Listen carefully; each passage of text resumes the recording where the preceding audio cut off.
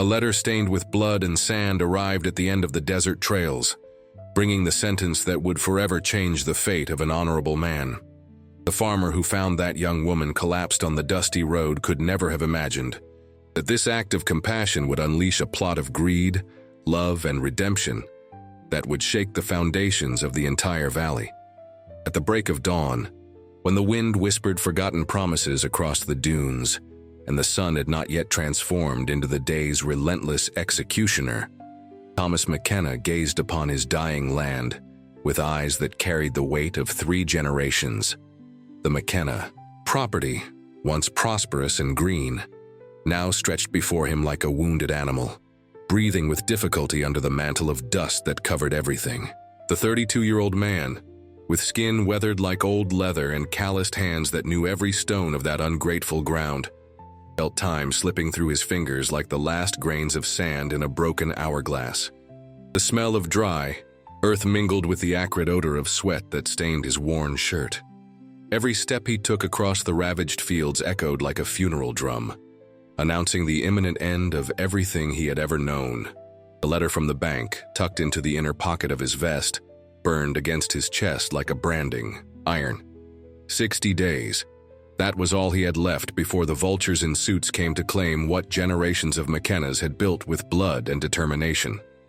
The morning unfolded in its cruel routine when something broke the monotony of that desolate landscape. At first, Thomas thought it was another mirage, one of those the heat often conjured to torment lonely travelers.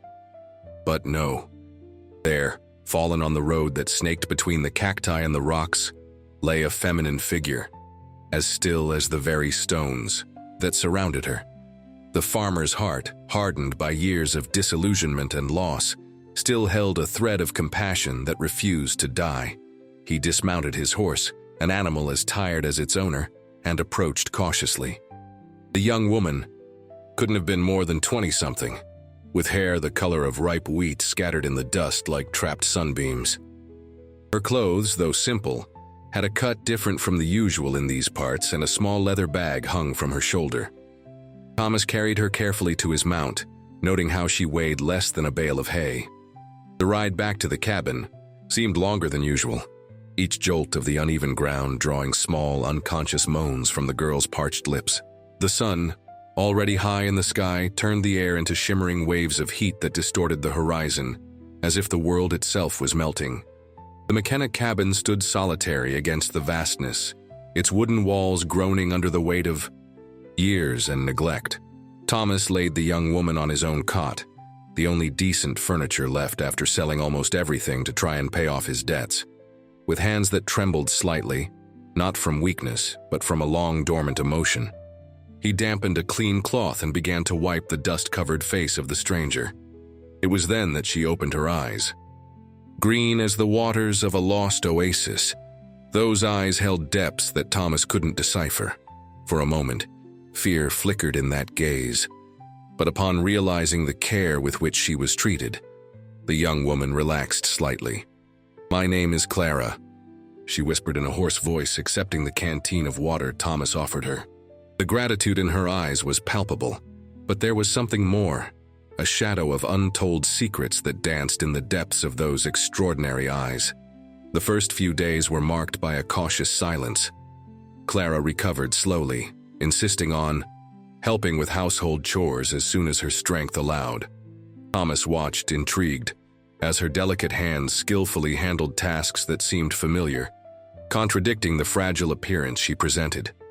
There were moments when he caught her gazing at the horizon with a disturbing intensity, as if waiting for something or someone to emerge from the heat haze. The first sign that Clara held secrets came on a particularly scorching afternoon. Thomas was returning from the fields, discouragement weighing on his shoulders like a lead mantle, when he found her kneeling near a rocky outcrop at the back of the property. Her hands moved over the soil with an almost ritualistic precision, and when she looked up to face him, there was a sparkle of excitement in her eyes. "There's water here," she declared with a certainty that brooked no argument. "Not on the surface, but there's an underground vein.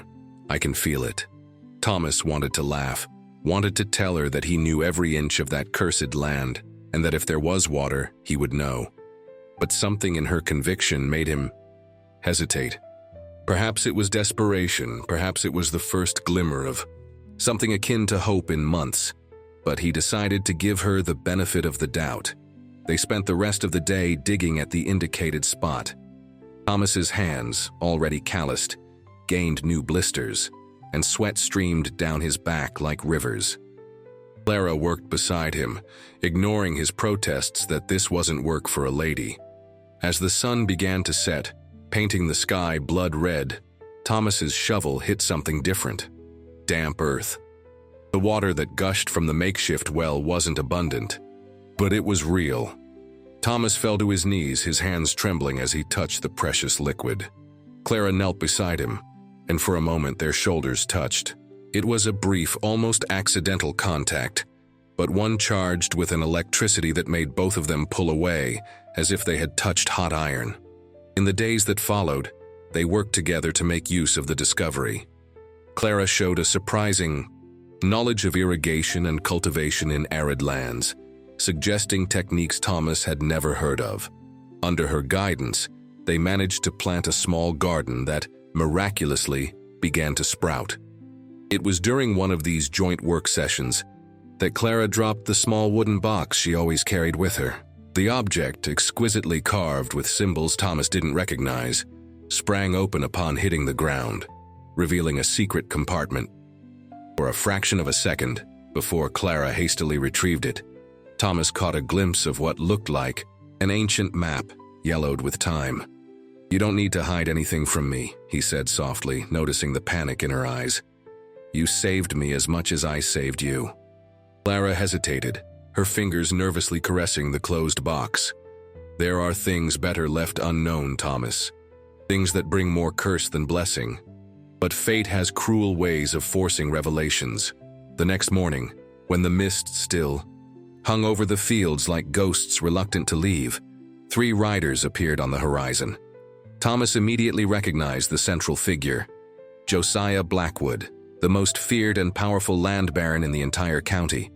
His 2 henchmen, men with faces marked by violence and eyes empty of compassion, flanked him like guard dogs. Blackwood dismounted with the arrogance of someone who knows they are untouchable. His black suit, impeccable despite the road dust, contrasted grotesquely with Thomas's worn clothes. The smile that curved his thin lips didn't reach his eyes, cold as blade steel. "McKenna," he greeted with false cordiality. "I hear you have a guest, a young lady who showed up, shall we say, unexpectedly." Thomas felt Clara stiffen behind him, where she was watching from the cabin door. "I don't see how that's any of your business, Blackwood." The Baron's smile widened, revealing teeth too white to be honest. "Oh, but it is very much my business. You see, I'm looking for a certain person, a young woman who stole something very valuable from me, and the descriptions match strikingly." "There are no thieves here," Thomas replied firmly, positioning himself between Blackwood and the cabin. "Just a girl who needed help." Blackwood took a step forward, and his henchman mirrored the movement. "Perhaps I should check for myself. After all, a man in your financial situation, I cannot afford to harbor criminals." The veiled threat hung in the air like the smell of gunpowder before a shootout. Thomas felt his hand instinctively move to the butt of the revolver on his hip, a gesture that didn't escape Blackwood's keen eyes. "I would pay well for the information," the Baron continued, pulling a leather pouch from his pocket and jiggling the coins suggestively. "Very well. Enough, perhaps, to solve your problems with the bank." For a terrible moment, Thomas felt temptation snake up his spine like a venomous serpent. 60 days, his family's property. Everything could be solved with a simple betrayal. But then he thought of Clara's green eyes, the fear he had seen in them, the trust she had placed in staying under his roof. "My answer is no," he said, each word clear as the toll of a bell. "And I suggest you leave my property. Now." Blackwood's face darkened like storm clouds. "You'll regret this, McKenna. Desperate men make stupid decisions, and stupid men don't last long in these parts." After the riders disappeared in a cloud of dust, Thomas found Clara sitting on the cabin floor, hugging her knees to her chest. Silent tears traced clean furrows on her dusty face. "You should have taken the money," she whispered. "I'm not worth the sacrifice of your land." Thomas knelt before her, something in his chest aching painfully at the sight of such desolation. "Some things are worth more than land or money, Clara. My mother taught me that before she died. A man's honor and the safety of those under his roof are treasures no bank can appraise." It was then that Clara finally revealed her story. She spoke of her family, guardians of a secret passed down through generations. The map in her box showed the location of a massive underground spring, enough water to turn miles of desert into fertile land. Blackwood had discovered the existence of the map and had murdered her father to get it. Clara had fled with the only record of the location, vowing that the Baron would never lay his hands on that treasure. "A man's life is worth more than all the water in the world," she concluded, her voice choked with emotion. But Blackwood doesn't see it that way. For him, power is everything. Thomas absorbed the revelation in silence, his mind working through the implications. "Then we have to find the spring first," he declared finally. "Use it not for power, but for the good of everyone." Clara looked up, hope battling disbelief on her face. "You would do that, even knowing the danger?" "I'm already condemned to lose everything in 60 days, Thomas replied with a bitter smile. "At least this way, I'll go down fighting for something that matters." The days that followed were a feverish preparation. They studied the map together, deciphering the ancient symbols Clara's father had taught her. The location wasn't far, but it was in treacherous territory, a region of canyons and caves known as Devil's Canyon. During these study sessions, their bodies often drew close over the spread map, and more than once their hands touched accidentally, sending waves of heat that had nothing to do with the scorching weather. It was on one of these afternoons that Thomas did something impulsive. Returning from a trip to town for supplies, he stopped when he spotted a rare desert flower blooming solitary among the rocks. The flower, with petals of a vibrant red that defied the aridity around it, seemed like a miniature miracle. He carefully picked it and presented it to Clara that evening. The smile that lit up her face was like the sunrise after a storm. She held the flower with reverence, her fingers delicately tracing the outline of the petals. "It's beautiful," she whispered. "I haven't received flowers since my mother died." There was a vulnerability in her voice that touched Thomas deeply. Impulsively, he covered her hand with his own, the flower held between their joined palms. The moment lingered, charged with unspoken promises and feelings neither dared to name. The fragile peace they had built was shattered the next morning. Thomas woke to the sound of horses approaching, many horses. Through the window, he saw a dozen of Blackwood's men surrounding the property. The Baron himself led the group, his face a mask of cruel determination. "I know she's in there, McKenna," Blackwood shouted. "Hand her over now and maybe I'll let you live long enough to see the bank take your land." Thomas checked his revolver and the rifle hanging on the wall. 6 bullets in the cylinder, 5 in the rifle, 11 shots against 12 men. The odds weren't good, but he had already made his decision.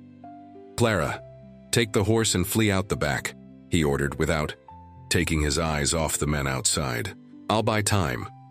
"No," Clara replied firmly, and when Thomas turned, he saw that she was also holding a weapon, a small pistol she had kept hidden. "I ran once when my father needed me. I won't run again." There was no time to argue. The first shot came from outside, shattering the window and scattering glass fragments across the floor. Thomas returned fire, his shots calculated to keep the attackers on the defensive. Clara proved to be a competent shot, each of her shots forcing Blackwood's men to seek cover. The battle seemed lost when fate intervened unexpectedly. Sheriff Samuel Cooper, an upright man Thomas had known since childhood, showed up with his deputies drawn by the sound of gunfire. The presence of the law drastically changed the situation. "What's going on here?" the sheriff demanded, his tone brooking no argument. Blackwood tried his usual smooth talk, claiming to be apprehending a dangerous fugitive, but Cooper wasn't a man to be manipulated. "I just see a bunch of armed men attacking a respectable citizen's property," he declared. "I suggest you withdraw before I arrest you for attempted murder." The fury on Blackwood's face as he retreated promised that this wouldn't be the end of it. But for now, they were safe. That night, while they patched up the damage and tended to minor injuries, Thomas and Clara shared a moment of raw honesty, sitting before the fireplace with the crackle of the fire casting dancing shadows on the walls. They spoke of fears and hopes. "I'm afraid," Clara admitted, her voice almost inaudible over the sound of the flames. "Not of death, but of causing the destruction of everything you love. Your land, your legacy." Thomas leaned in, taking her face between his calloused hands with infinite tenderness. "My legacy isn't acres of land or an old house, Clara. It's what I do with the time I'm given, and I choose to spend that time protecting what's right. Protecting you." The tears that streamed down Clara's face shone like diamonds in the firelight. When their lips met, it was with the softness of a promise and the urgency of someone who knows tomorrow is uncertain. The kiss tasted of salt and hope, of fear and courage intertwined as their own destinies had become. The morning brought a new determination. They couldn't wait for Blackwood to make the next move anymore. It was time to find the spring and change the game definitively. They prepared for the journey to Devil's Canyon with meticulous care, knowing it could be a journey of no return. Sheriff Cooper, who had been intrigued by the situation, offered to accompany them with a few trusted men. "The law needs to know what Blackwood is plotting," he justified. But Thomas suspected his old friend simply didn't want to see him face the danger alone. The journey to the canyon took 2 days through increasingly hostile terrain. The heat, during the day was suffocating, turning the air into a thick mass that made breathing difficult. At night, the desert cold penetrated to the bone, forcing them to huddle around campfires that seemed pitifully small against the vastness of the star-filled sky. It was during one of these nights, while they stood guard, that Clara revealed more about the map. "The symbols don't just show the location," she explained, tracing the intricate patterns with her finger. "They tell a story. My ancestors weren't just guardians of the secret. They were the last of an indigenous tribe who considered the spring sacred." Thomas listened, fascinated, as she spoke of ancient rituals, of the respect for water as a source of life, of the responsibility that came with such knowledge. It was more than a treasure. It was a spiritual legacy Blackwood would never understand. The third day brought them to the entrance of the canyon.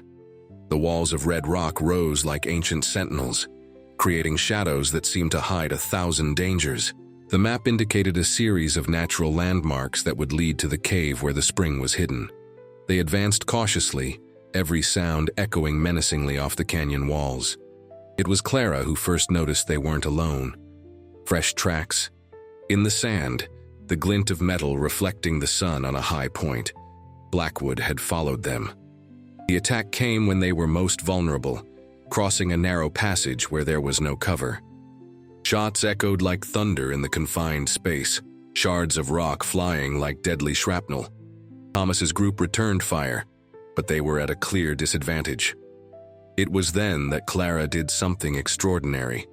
Remembering her father's teachings about the terrain, she guided them to a specific rock formation.